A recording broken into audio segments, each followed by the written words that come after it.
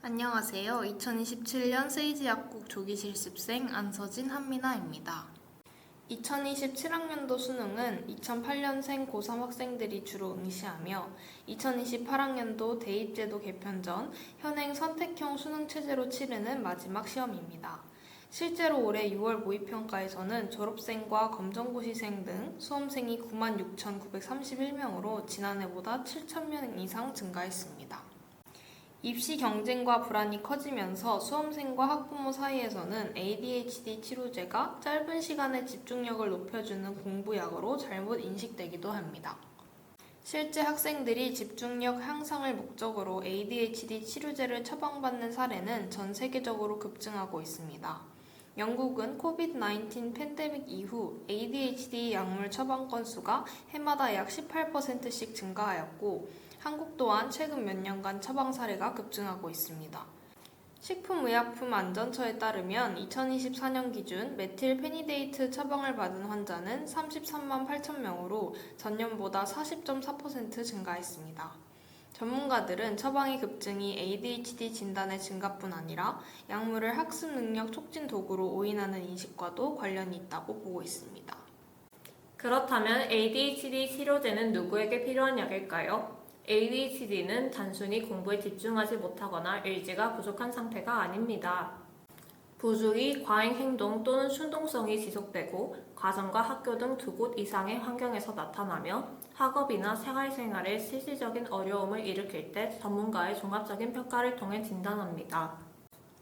메틸페니데이트와 같은 치료제는 ADHD 환자의 도파민과 노르에피네프린 신호를 조절해 부주의와 충동성을 감소시키고 일상 기능을 회복하도록 돕습니다. 즉, ADHD 치료제의 목적은 사람을 더 똑똑하게 만드는 것이 아니라 질환으로 저하된 기능을 치료하는 것입니다. 메틸페니데이트를 복용하면 잠이 덜 오고 집중하는 느낌을 받을 수 있기 때문에 공부약이라는 오해가 생깁니다.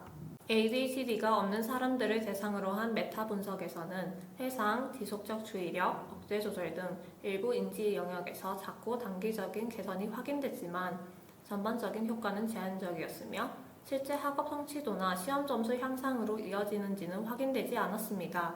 효과도 개인마다 다르고 일시적이었습니다. 또한 감수해야 할 위험은 분명합니다.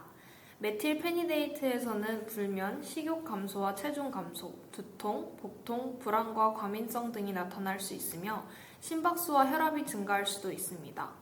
오히려 약물 복용으로 인한 불면, 불안, 식욕 저하, 수면 부족은 다음날의 집중력과 기억력, 문제 해결 능력을 떨어뜨리기 때문에 오히려 학습을 방해할 수 있습니다.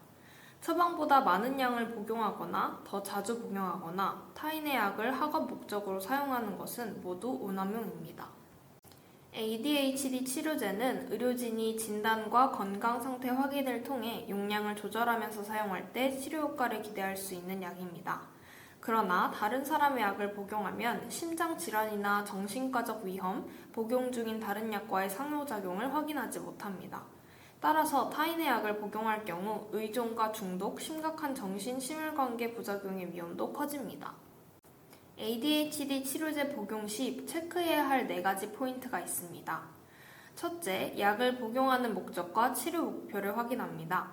단순히 집중력을 향상시켜 성적을 올리기 위한 목적이 아니라 충동성과 과잉 행동 등의 ADHD 증상이 있는지, 실제 학업과 일상 기능의 개선이 필요한지 살펴보아야 합니다.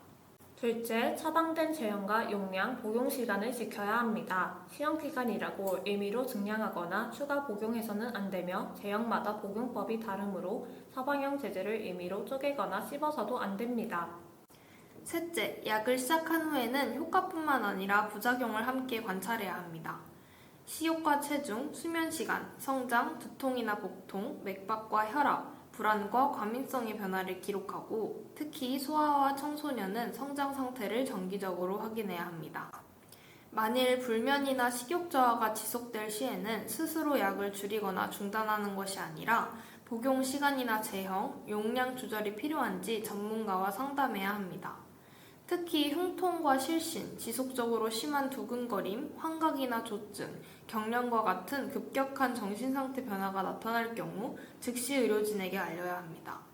마지막으로 약을 친구나 형제에게 나눠주거나 판매해서는 안 됩니다. 특히 메틸페니데이트는 향정신성 의약품이므로 안전하게 보관하고 정기적으로 효과와 부작용을 재평가해야 합니다. ADHD 치료제는 꼭 필요한 환자에게는 일상과 학업 기능을 회복시켜주는 중요한 치료제입니다. 하지만 ADHD가 없는 사람이 성적 향상을 위해 복용하는 공부 잘하는 약은 아닙니다. 따라서 ADHD 치료제의 정확한 목적과 위험성을 인지하여 오남용을 예방해야 할 것입니다. 감사합니다.